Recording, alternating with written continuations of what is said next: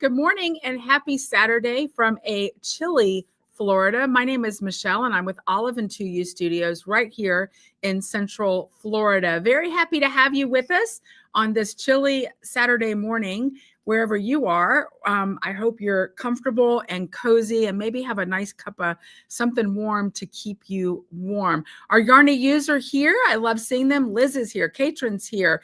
Deborah's here. Karen's here from Scotland. Tracy's here. Liz, Alistair, and Julie are here. We're going to get to them shortly, or at least one of them. Kit is here. Good morning. Good morning. Good morning. Good morning. We have a very special episode for you today here at Olive and 2U Studios. Before we jump into that, I want to invite you to subscribe to the channel if you haven't already done so. Make sure and hit the subscribe button and then click the bell for notifications. We're here every single Saturday morning, typically at 9:30 in the morning Eastern time here from the United States. And if you're unable to watch it live, you can always go to the video tab over on our channel and watch all the previous videos. So happy to have you here this morning. Michelle is here as well. Kim, Doris, Cindy, so happy to see everybody. This is a very, very special episode of the podcast this morning because I've got two very special guests with me. So recently, the Yarnies travel over to Scotland. That's one of the things that we do is we do custom tours to Scotland for Yarny people. The good news is it's not just for Yarny people. We often have spouses or friends who don't knit go along, and there's plenty to keep everybody excited. In fact, we've got an upcoming trip to Scotland. If you check in the show notes, you'll see it there. But one of the great pleasures of taking the Yarnies to Scotland is being able to meet the people. That's what we love to do. We love to really get to know the people in Scotland, get to know the rich fiber history, the textile history there, and see what's happening. One of my favorite things to do is meet the sheep. Yes, I talk to the sheep. You're so gorgeous. I talk to the sheep. But anyway, so one of the yarn shops that we had the great pleasure to get to know on our last trip to Scotland was Untangled Yarns in Galashiels, Scotland. Julie is the owner there, and she had just opened a very short period of time before the Yarnies from the United States showed up on her doorstep and suddenly were in her shop. And it was a crazy rush of yarn and chatting because you know what? Fiber friends are the best friends. No matter where we go, we always make fiber friends. Julie and I really connected, and we've kept up our relationship in the intervening months. And we've been working on some plans, but I'm going to have you wait a little later to get to that. Also, later in the podcast, we've got some showing of some brand new yarn in the shop and some chat about some upcoming events. So you don't want to miss that, including our upcoming trip to Scotland. So without further ado, I want to get the real stars of the show up here. So I'm going to introduce you to Julie and Kez from Untangled Yarns in Galashiels, Scotland. And Julie's laughing, which is what she's often doing. I love that about you guys. You have a good time. Good morning or good afternoon. What time is it in Scotland? 2:30 in the afternoon. 2:30 in the afternoon. So it wasn't too early for you all to get up and be here with us. No, we've had sufficient caffeine by now. Perfect. Yeah. So just to introduce everybody, since there's two of you on the stage, Julie is the one holding that adorable pup whose name is Ricky. He might end up being the star in the end. And then Kez is wearing that beautiful striped top. So we're so happy that you're both able to be with us this morning. So I want to start with this question because I always find this really, really interesting when I talk to fiber people. What is your origin story? How did you both come to fiber arts? Like, who taught you? Was it your grandma or a neighbor? Or, how did you end up in the fiber arts? Julie, let's start with you. Okay. I started at really quite a young age, probably about 5-ish, 6, something like that. And I think I've touched on this story with you before. I knitted a horrendous grey garter stitch sock for my dog who had a sore leg. But essentially it was just a grey tube. There was no heel turning, there was no sole. It was a grey tube of horrible, rough, greasy yarn. That was my first toe in the water. Okay, I have to hear, what's greasy yarn? it came straight from the mill. My dad was a mill worker, and I think it accidentally dropped in his bag. So, yeah, it often happened. But I bet your dog wore it happily, right? She did. We had whippets when I was a child, and whippets are they're always cold, love their comfort, and are just little divas. Yeah, that's perfect. She did, Uh-oh. There we go. It froze a little bit. The internet and froze a that's little. probably my earliest environment. Okay, Yeah, great. And Kez, what about you? How did you and turn up? Oh, sorry. We have a little bit of a lag. carry on. No worries. I actually wanted to stop smoking. So I quit that day and sent my partner out to go and buy the things. I don't know why it was knitting. I can't remember why I decided to learn knitting, but it was like, that's what I'm going to do. So yeah, I got the staff and got YouTube up. I didn't have anybody to teach me, so I just used YouTube. And that was me, and I never looked back. Yeah. How long ago was that? That was, I think, coming on 7 years. Okay, Yeah, 6.5, 7 years. you've done a lot in that time because now you were actually dyeing yarn prior to Julie dyeing yarn. Is that right? Yes. Did you dive right into dyeing yarn? Now, when did I learn to dye? A couple of years after I learned to knit, I was gifted some bare yarn and some dyes for my birthday, and I gave it a shot and just fell in love with it. And then a year later, decided to start my own business, Wow. selling it. So yeah, I was a stay-at-home mum. I had really young children at home, and it was just an opportunity to kind of do something for myself, really. Wow, good for you. Thank you. We both have a tendency to hurl ourselves into new hobbies. So we're probably not the best combination. Did you all know each other before? Like, did you know each other when Kez started knitting, or how did that relationship come about? We worked briefly together in the previous shop. I think on a Saturday we used to have a day together, and just kind of hit it off. I couldn't imagine having Kez here. There was no ambiguity. I knew who I wanted in the shop beside me. That's fabulous. Isn't it funny how the universe sort of conspires to make those connections for us and make things happen? Julie, so you both were connected to the shop prior to you owning it. Can you tell us a little bit about your path towards owning the shop and what that looked like? Essentially, it came around really quickly. I was still working in care, but I knew I was coming to the end of that time. So Naomi, who previously owned the shop, had a vacancy. I applied. I did that on my days off. And randomly, I was asked, how would you feel about owning your own wool shop? And that was pretty much it. From that point on, I contacted Business Gateway and worked with them for a few months and built up a profile, built up a business plan. And it took off from there. I think for both of us, because we did talk about it a lot and what we wanted from a yarn shop, and a big part of that, at the heart of it all was building a community and having a space for people to be and connect.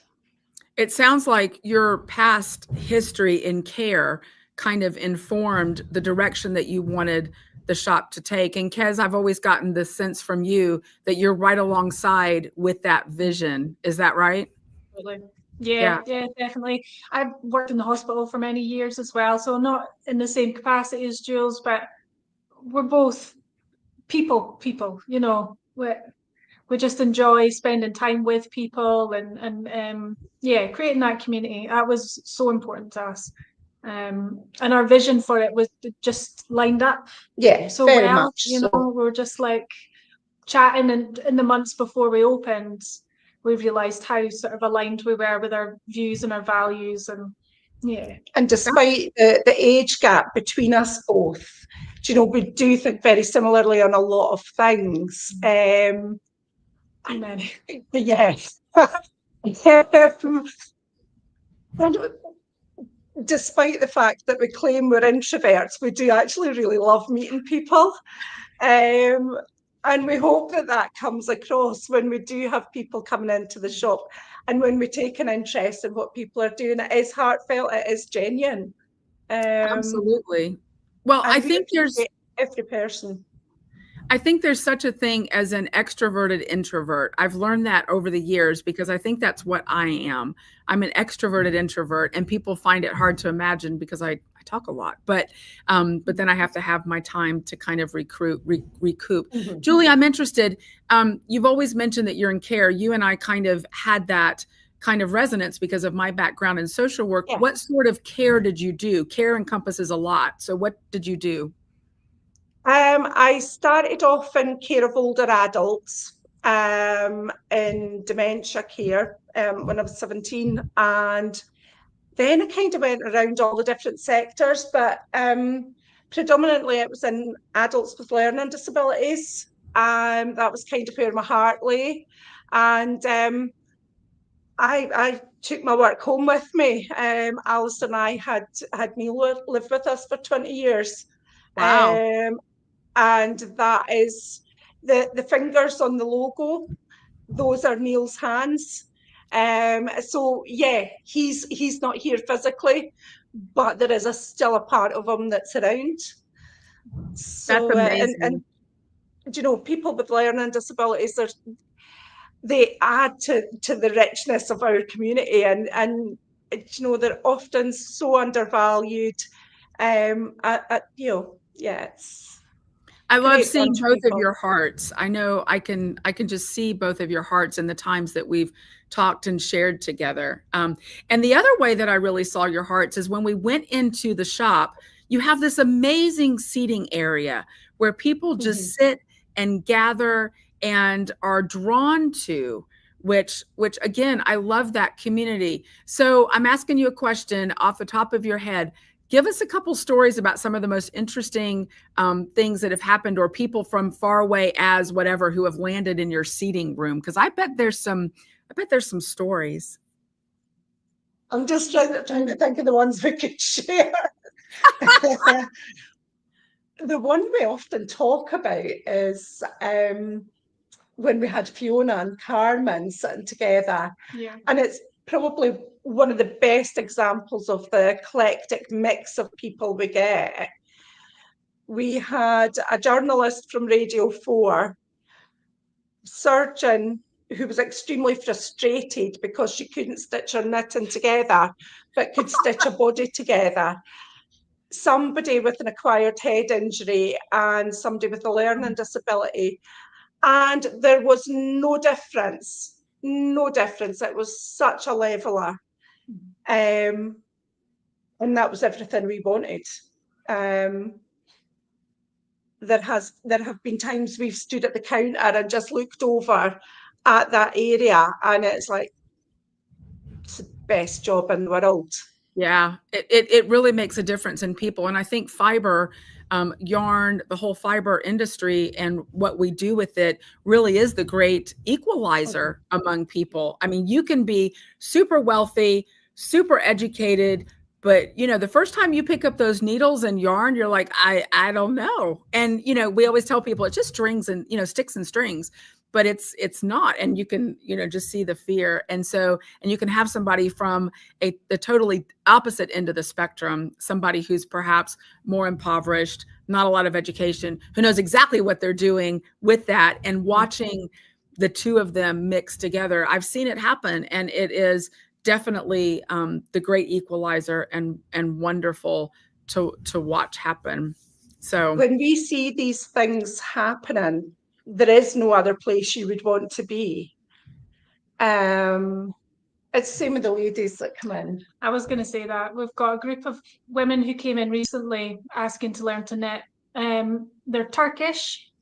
They've been here a very long time, but sometimes in small areas, I'm sure it's the same over there, it can be really hard to integrate. Sure. And so their English is really, really limited. But we worked out that they wanted to learn to knit, and we got them set up, and we sat and we taught them without really communicating at all with language. And they just got it like that. And there's been so much laughter, despite really not understanding each other, learning about each other's families, and they bring sort of Turkish foods and Turkish sweets and their Turkish tea, and it's very sociable. Yeah. And you know, we're sharing something of our lives, but equally that's reciprocated by what they're bringing in as well. And what really interests me is the reactions of other people. Yeah. Walking past. Really good for people in the borders to see, because we can be quite isolated, and you know. I think the geography of the area is quite isolated, which has contributed to that. Border towns, which you will have seen yourself when you travelled here. The little towns are, you know, there's quite a distance between, and I think that contributes to that at times what can feel insular environment. Right. That's one of the things that we share with our travelers is we do spend a fair amount of time on the coach bus because the communities that are of great interest to us do, especially in the border towns, tend to be further apart. And, you know, that's how we actually landed in Galashiels, was the Tapestry of Scotland. That's why we were there. And then when we travel, it's like yarn, you know, it's you see a yarn shop and everybody whoosh, you know, heads toward it. And that's how we ended up with you. One of the things that I really wanted to hear you talk about, both of you, if you can, is a little bit about Galashiels and the mill history that's there, and kind of what the contrast is but behind the past and then now where the mills are there, because I know that things have not been so great. The mill, you know, the mill towns are not what they once were, and that has been rather devastating to the local economy and population. Is that right?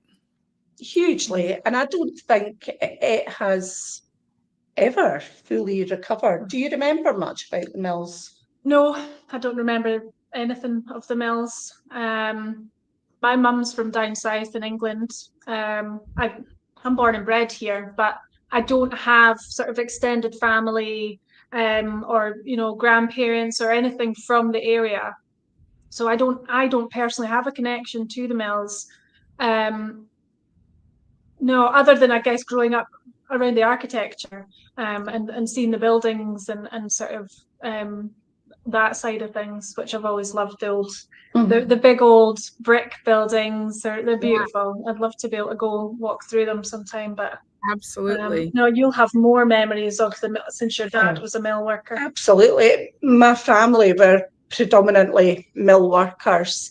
I grew up in Selkirk, which is one of the neighbouring towns, and I was on a little council estate there, and I would say the vast majority of people on that estate were employed within the mills. And my dad used to talk really fondly about his time in the mills and being able to literally walk out of one door and into another, and he would be guaranteed to have a job. Wow. There was one road in Selkirk, and it was just mill after mill after mill. It drove the economy in this area. There used to be a lot of money in this area. Sadly, the heart's been ripped out of the economy here through the mills and through electronics, which then brought money into the area and again moved on, I'm guessing, because it was cheaper production. It was in other areas. And that's had a devastating effect on the town. And I think for places like Gala and Selkirk, I don't know whether we have ever fully recovered from that. And one of the things for me that has always infuriated me, and I remember when I was at the school, if your family were mill workers, it was almost like it was a lesser occupation. No. In fact, it was the opposite. It's highly skilled. Yeah.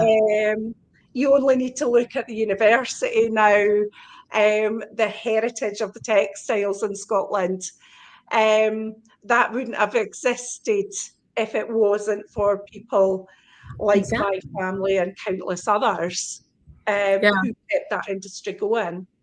Yeah. That makes perfect sense. That's really sad the way that people look down on labor like that because it is highly skilled and definitely important. But I think you're definitely doing your part in bringing kind of textiles back to the area to some degree. And I want to get to the yarn. I want to see your yarn. Show us your hand dyes.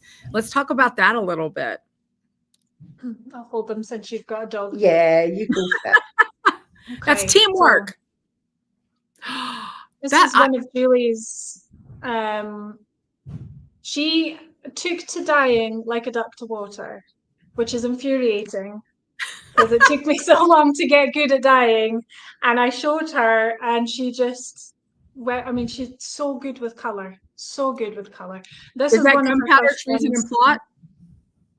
Is that This gunpowder? one, this one's gunpowder, treason, and plot. Okay. What's the other one you were showing? This one is burnt embers. Oh, beautiful. Yeah, so burnt embers. It's on our 4-ply. We do a Corriedale and Blueface Leicester blend. So they're both British wools. We wanted to try and keep it British for all those reasons that we just talked about. Yeah. So yeah, I mean, I'm obsessed with Blueface Leicester. It's my favorite fiber.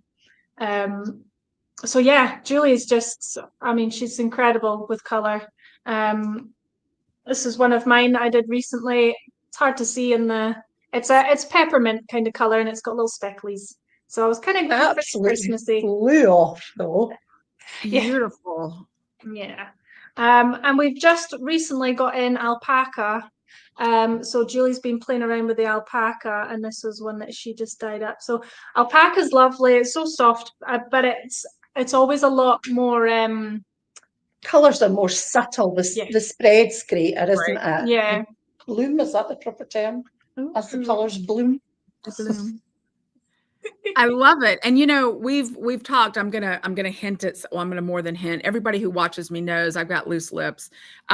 So Julie and I have been talking about the possibility of me having some of their yarn here at Olive and 2U, and them having some of Olive and 2U's yarn over in Scotland. So we're working out the details on that because it's fun to kind of do those swappy things and allow everybody to kind of enjoy all the pretty yarn together. I think it'd be fun to do a project with a mix, like some from us, some from you, and kind of hands across the sea, which brings me to something really important. So you all, if you're watching now or watching later, you've probably heard me talk a little bit about Needles Across the Pond. So Needles Across the Pond is an idea where needle yarn shops actually can twin with each other, some in the UK, some here in the US. And we're going to be rolling that out in January with Untangled Yarns in Galashiels. And so we want to talk a little bit about that.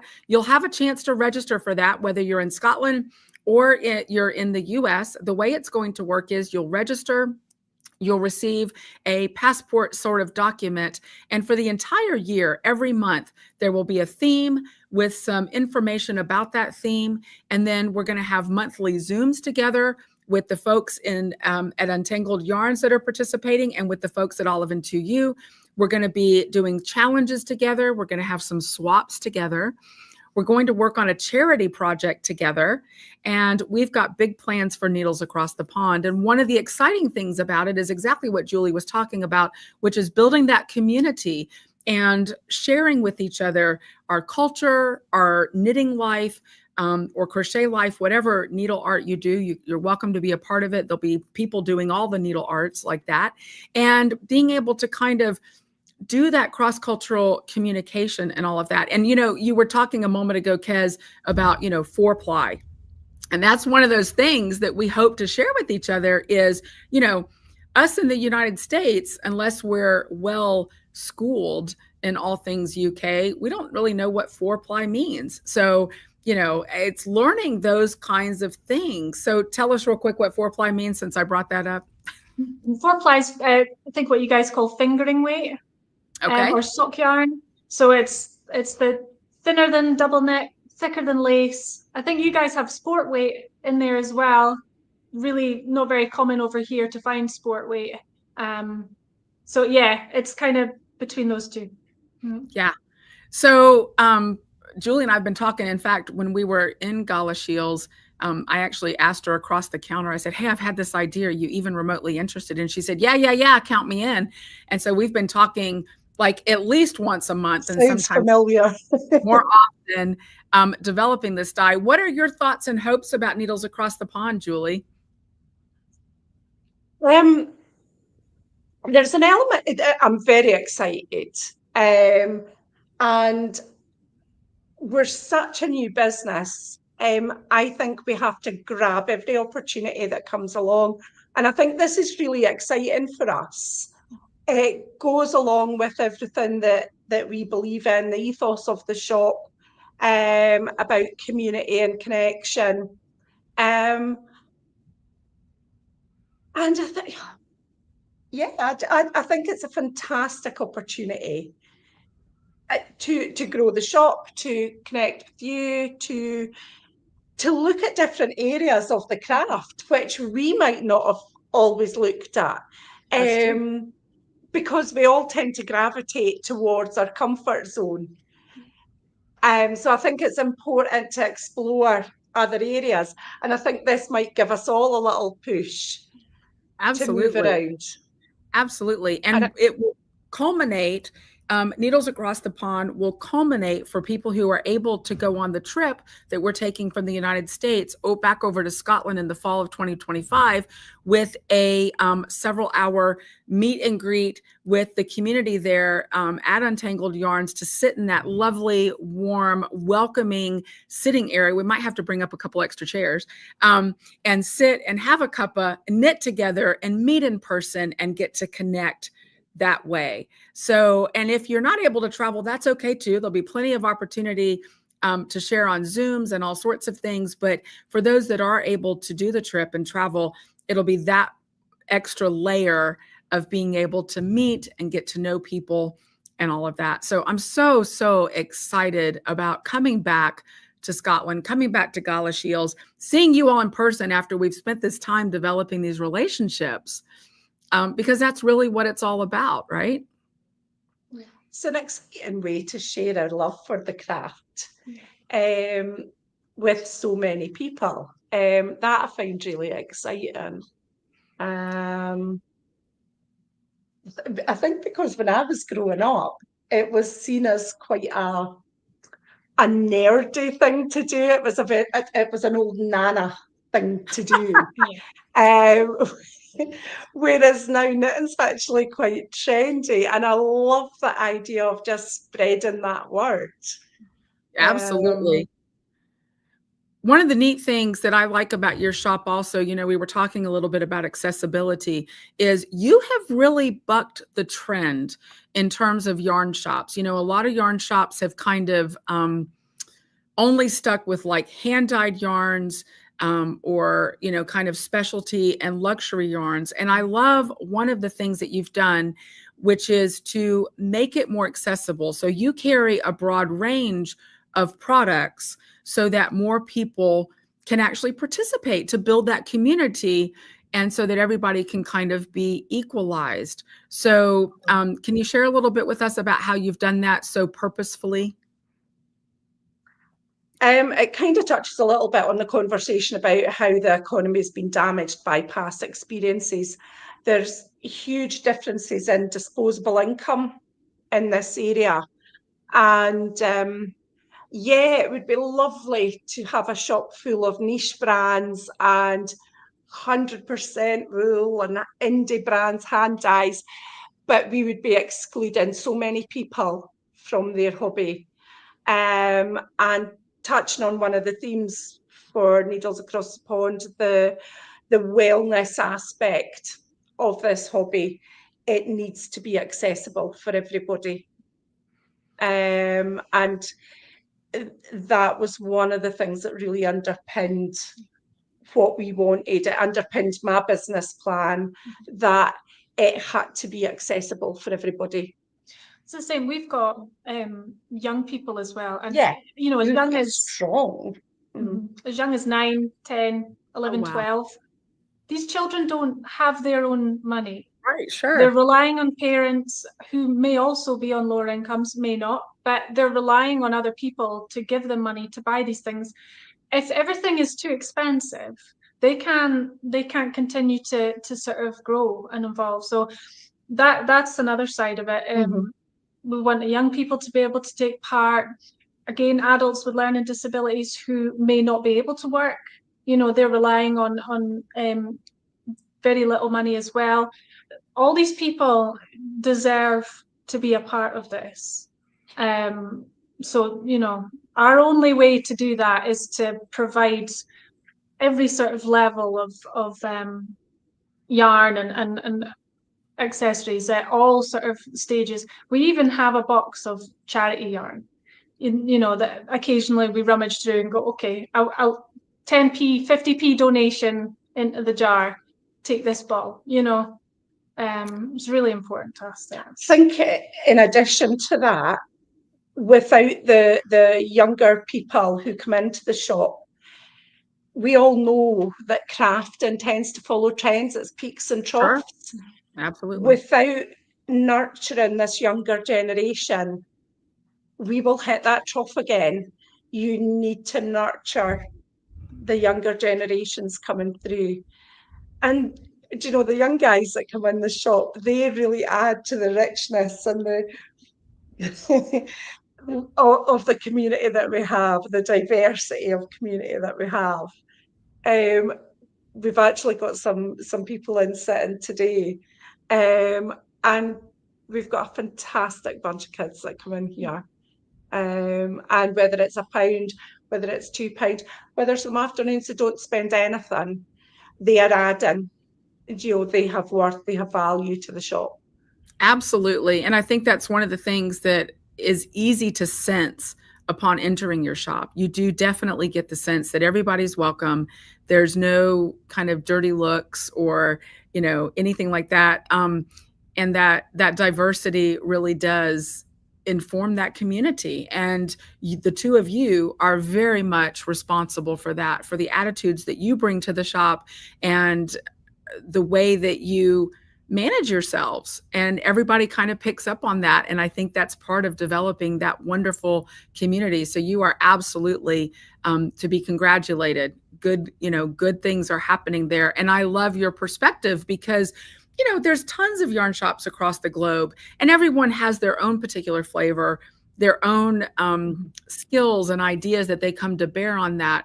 And you have done such a great job bringing your own values to inform the community. And so I just absolutely love that about both of you and what you're doing there in Galashiels. And I look forward to a future with the two of you and continuing our conversations and bringing our communities together. So we'll just add that much more flavor to the pot, that much more richness to the pot. So a couple things. I'm going to open it up now. This is always the scary part. So if our audience that's here in person have any questions, feel free to put them in the comment section. I see one. Is there a Facebook page or Insta page to follow your shop? And I will say there is both. And the link is already in the show notes, I believe. If it's not yet, I'll make sure that it's there. But it is definitely there. Is it Untangled Yarns Ltd? Is that right? Yeah. Okay. And you have a website as well, correct? We do, yeah. I was going to say we're both really guilty of not updating it. I am an absolute technophobe. So I leave the updating to Alistair and Kez because I can't. It's that simple. It's a lot of work to continue to update those things, but you have a great presence there and you're definitely growing. So absolutely, Tracy, there is both a Facebook page, an Instagram page, and then of course you can visit their website. The links should be in the show notes. We'll make absolutely sure they are there. So let's see, do we have any other questions for Julie and Kez? I'm just so tickled you're here. I'm so happy that you both were able to be here. I'm looking behind you. You've got this awesome stove behind you. What is that? Yeah. Julie's spinning wheel that Yes. gets loads of use. And all her free time.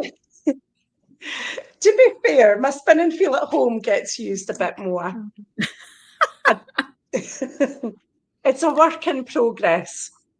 Yeah, definitely so. But I love that stove. And whenever I see you, you usually have a cuppa in your hand. I noticed both of you had a cuppa today. So I can't get my Brody's Scottish breakfast right now. I could get it when I first came back, and now it's like on hiatus here in America. So I'm dying about that. So, oh, good. Tracy said that she just found the pages and that she's following you now. So that's awesome. Fantastic. Thank you. All the links should be in the show notes. You can check out Untangled Yarns Ltd in Galashiels, and then of course Olive and 2U Studios. The links are there for you as well. And I know, do you have a community page on Facebook, or you haven't quite done that yet? Not yet, no. Not yet. Okay. No. So we're doing well to have a Facebook page. I understand completely. But over time, as we roll out Needles Across the Pond, that's coming in January of 2025, we'll probably have a private Facebook group for those members so that they'll be able to chat in the Facebook group and connect with one another. We've got big plans for Needles Across the Pond.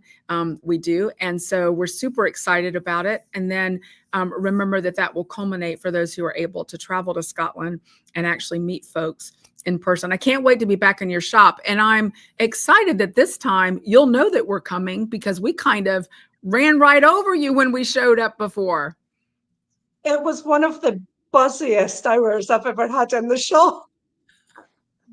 That's what the yarn I really enjoyed it, as busy and as mad as it was. It was great fun.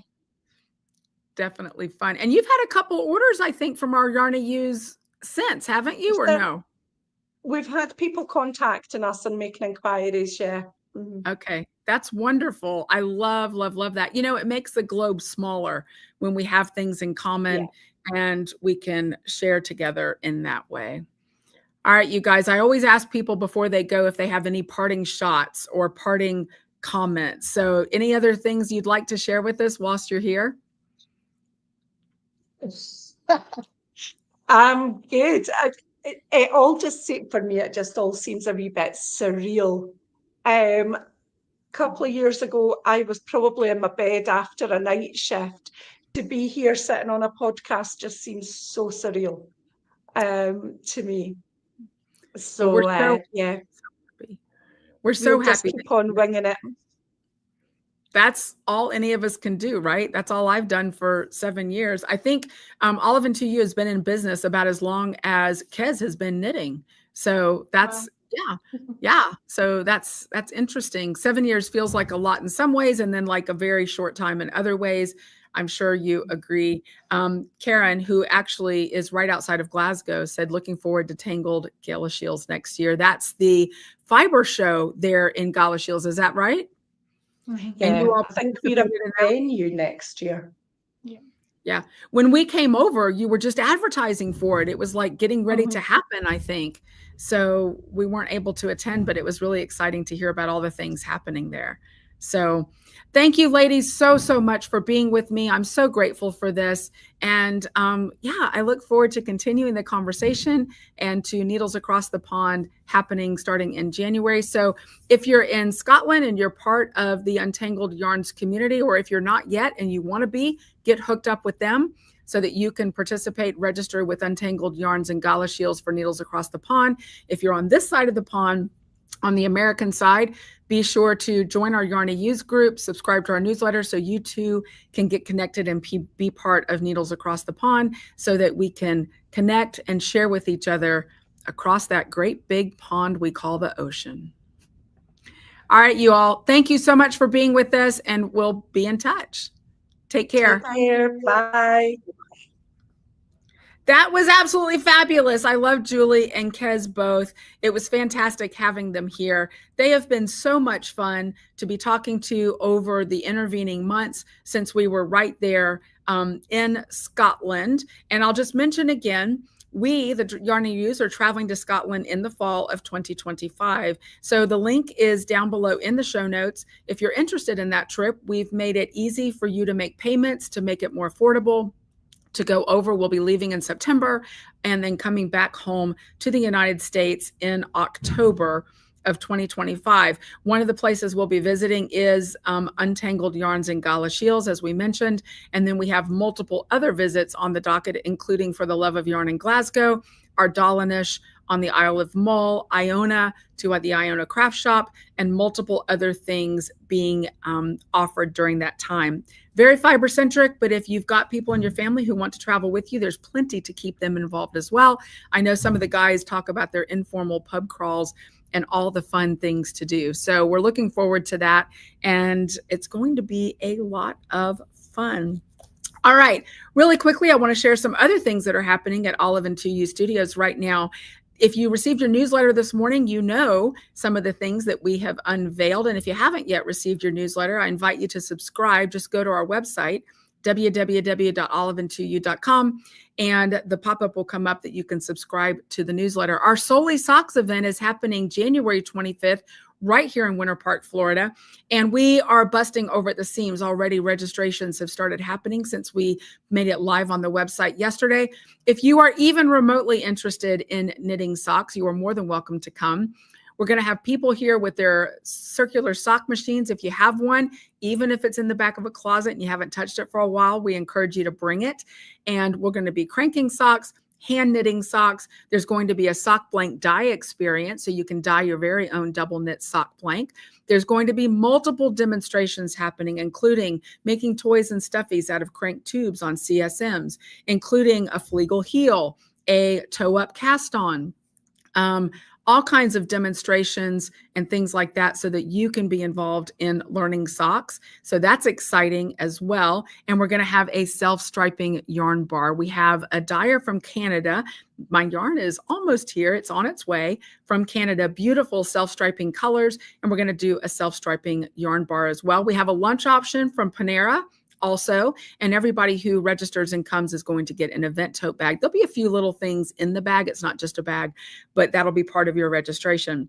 We do have limited space, so I really encourage you to register as soon as possible to be sure that you get in on the event. And when you register, you can either just register for the event itself, which is $25, really affordable. That gets you the bag, and you can stay all day. The event is from 8 to 5 p.m., 8 in the morning to 5 p.m. in the evening, and it's going to be a full day of fun. You can also elect to choose 1 serving or 2 servings. We're doing it like an ice cream bar from the self-striping yarn bar, and you're going to be able to get for each serving a hank of beautiful self-striping yarn of your choosing. You're going to get I don't remember if it's 2 or 3 minis, honestly. It's on the listing. And then some sprinkles, 3 sprinkles, which will be things like stitch markers and small tools and those sorts of things. So that's 1 serving, and then you can elect to do 2 servings. If you register for that at registration, then you're going to get a pretty significant discount on doing your self-striping yarn bar. If there's yarn left when you get here, we'll absolutely let you do that as well when you're here locally, but there's a limited amount of self-striping yarn, so it's better to go ahead and register for that in advance. So that's available right now on the website. Registrations are already coming in. That's going to be January 25th right here in Winter Park, Florida. The link is down below in your show notes. You'll be able to see it. Okay, I want to give you a peek of what is new in the shop this week. And one of the things I'm going to do is give you a sneak peek at the Salinger Pop Club colorway because it is absolutely divine. So if you haven't gotten your Salinger Pop Club yet, you might want to look away if you don't want to see it. I love, love, love this colorway so incredibly much. So I want to show it. Now we'll be opening up Salinger Pop Club again very soon. So if you've not been able to participate, very soon you'll be able to register to participate. It's a very affordable club. This is Baba Ganoush. Baba, can I do that like a sheep? Baba Ganoush. It is a beautiful split mini. It's gorgeous. Let me just unravel it here and show it to you. There it is. It's a split hank, so you've got this really deep, rich purple. That is not black. That is a really deep, rich purple on this side. And over here, you've got these gorgeous speckles that go right along with it. It is beautiful. Now, I will tell you, I have already asked our dyers to go ahead and make us some giant hanks of Baba Ganoush. So stay tuned because that will be coming to you very soon in the shop. Terry and Sherry are busy dyeing up. We've got all kinds of gorgeous new yarn. I don't know if I can do this on here. I might have to wait. Let's see. Can I do it? It's a little bit of a mess. I'll have to do that later. But that's Baba Ganoush. That's coming to you if you haven't got already and you're in the Salinger Pop Club. But stay tuned because if you're not in the Salinger Pop Club, we're going to open that up to you soon. Couple other things I want to show you. I did a full shop update video. You can go to the playlist here on the YouTube channel and click shop up. The playlist is shop updates and see it all. So I'm just going to briefly show you. This is beautiful and just in time for Christmas. This is All the Buzz. Look at those sparkles of All the Buzz. Silver stellina in this yarn. You've got some rich purples, some lighter purples, and then this beautiful gold color here. So it's all on sock weight yarn. It's gorgeous. It's got nylon in it. It's perfect for socks. You can do it for shawls, whatever you want to use it for. But Terry and Sherry dyed this colorway up and it is beautiful. All the Buzz right there. And then we unveiled our tweed collection for the winter. And it's all beautiful. I'm going to show you briefly. These are gorgeous, gorgeous tweeds, and they are Donegal tweeds. So they are definitely paying homage to Irish roots with these beautiful tweeds. So really quickly, we've got avocado, chili pepper, blueberry, maple sugar, mouse gray. This is one of my favorites, that mouse gray. And then another one of my favorites, oatmeal. Beautiful, beautiful tweeds, and the tweed neps, the nylon neps are just beautiful in there. You've got shades of beiges, shades of blacks, absolutely gorgeous. These are all available on the website right now, and I'm super excited to have them. I want to show you really quickly too. Sherry made me some socks, and these are socks in All the Buzz. I'm so excited to wear them. She made these heel tab socks for me. And they've got those silver sparkles, and you can see that pseudo stripy effect that All the Buzz offers in a small circular project. So look at that, how pretty it is. It's actually a little darker in person than it's showing up on camera, but you'll be able to see the better colors right there on the website by clicking the link. That's All the Buzz. Got my peppermint bark here. Next up, that's brand new in the shop is, so excited about this, the Gnomes of Grimblewood book is finally in the shop. And my little friends right over here, these are some gnomes that Mary Nielsen knit up. Aren't they adorable? These are gnomes from Sarah Shira. And this is the book I was promising you is coming. How beautiful is this? It's really affordable, beautiful directions and photos.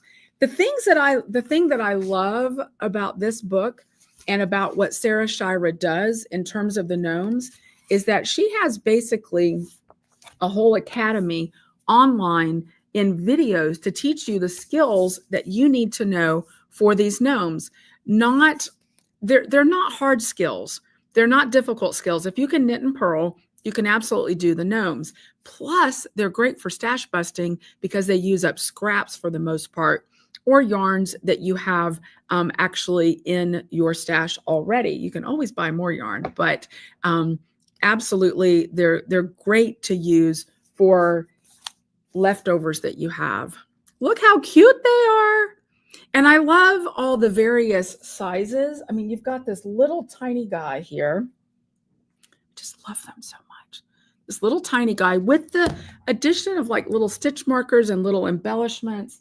And then you've got the larger guys with all their little details, the little beard, the little shoes, They're just absolutely adorable. So you can make yourself a whole Nomi tribe. How cool is that? So great for stash busting, great for using leftover yarns and all those sorts of things. So the Gnome of Grimblewood books are finally here. They were back ordered for a while. They were super popular and back ordered. But right now you can get it in the shop. Just click the link below. You'll be able to get it and we'll ship it right out to you.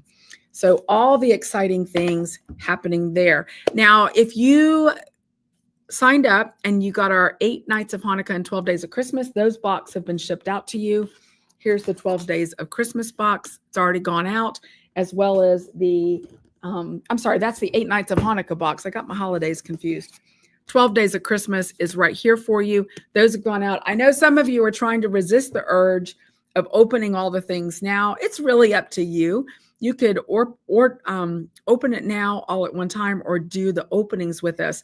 I'll be doing openings right here on our YouTube channel every single day of the 8 Nights of Hanukkah and 12 Days of Christmas, beginning on December 25th, which incidentally is not only Christmas Day, but it's also the first night of Hanukkah, which begins at sundown. So we're going to do those simultaneously because they overlap a little bit this year. So turns out I'll be traveling on Christmas Day. So my husband and I are heading up to Maine for Christmas this year. We're leaving on Christmas Day, returning on New Year's Day, but there will be a video right here for you at 9:30 in the morning on Christmas Day with the very first day of opening. And then we'll continue on with the videos throughout. I had promised you that if you got the boxes, there would be some additional content, and there is. If you want to scan your code that's inside your insert, there's already a little something for you on the website to read and kind of get ready for your tropical Hanukkah and your tropical Christmas. So those pages have been updated and they're ready for you to go. So, Tracy said that little stitch marker got her on the gnome. Aren't the gnomes the cutest thing? I love it so much. And Kim said that she put her boxes or box in her sewing and knitting room to wait for me to open. It's a lot of fun to open it kind of together and share what's in it. You know that you receive yarn and then you receive some extra goodies in there as well, some little notions or tools and that sort of thing for the 8 Nights of Hanukkah and 12 Days of Christmas. The good news is we've got extras this year because we planned ahead. Every year, there are people who kind of come into the audience after we put those on pre-sale, and we wanted to make sure that some were available. So if you have an interest in getting one of those boxes and you did not sign up in advance, you can simply shoot me an email. I'll put them up on the website very soon as well. Actually, they are on the website. That's right. I did put them on the website. So they're there now, and you're able to just search 8 Nights of Hanukkah or 12 Days of Christmas and go ahead and order your box. There's like 1 or 2 of each available. So you want to do that pretty quickly. And then you too will be able to participate in the openings right here on the YouTube channel. It's always a lot of fun, but we wanted to make sure, and we'll get those shipped right out to you. We've got some heavy shipping to do on Monday. So we'll get them absolutely shipped out to you. Lots of great yarn in the shop right now. Aren't these tweeds awesome? I love what Lonesome Pine Yarn Works is dyeing up for Olive and 2U. They are now the exclusive dyer behind Olive and 2U Studios. I'm very excited about the beautiful colors that they have coming out in January. We've got a lot more colors hitting the shop as well. All the buzz. It looks like everybody loves all the buzz. You don't want to be the one without all the buzz. And there's a decent amount of it in the shop, so you'll be able to get the quantity that you need. So it is all there waiting for you with all the fun that we have in the Yarn I Use. All right, everybody, we are Olive and 2U Studios. We're here every single Saturday morning at 9:30 in the morning Eastern Time. If you haven't already done so, I invite you to subscribe to the channel and go ahead and hit the bell for notifications so that you can be notified every single time we're live here. Go back and look at the past videos. It's all really good stuff. I've been doing more interviews with people. We interviewed Jamie Mayfield from True Knit, Circular Sock Machines, and then Becky Beagle from Nomadic Knits. You know, Knitmas is starting to happen soon. I know many of you have already gotten your kits and you're ready to go for Knitmas. That's very exciting. I think she still has kits on sale in her shop, so you can get ready for Knitmas. And then we do have information coming about our Christmas cast on. It's a cowl this year, and it's coming to us from Karen Burnett, who is a wonderful Scottish designer. So that's going to be getting out to you very soon. I'm just going to tell you now, it's going to be DK weight.